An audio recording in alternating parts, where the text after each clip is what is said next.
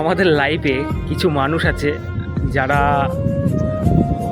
দুদিনের জন্য আসে, আবার দুদিনের জন্য টাইম পাস করে বিভিন্ন রকম কথা বলে,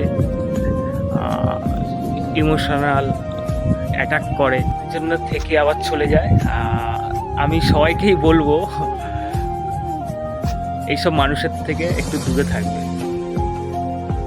দূরে থাকলে কি আছে, লাইফটা ভালোভাবে এনজয় করতে পারবে, লাইফটা ভালোভাবে কাটাতে পারবে। তা সবাইকে রিকোয়েস্ট করব, প্রেম কাউকে করতে বারণ করছি না, প্রেম সবাই করো। তা বলে হচ্ছে এখন বিশ্বাসও করা যায় না যে কার সঙ্গে প্রেম করব না করব না, কোনো কিছু বিশ্বাস করা যায় না।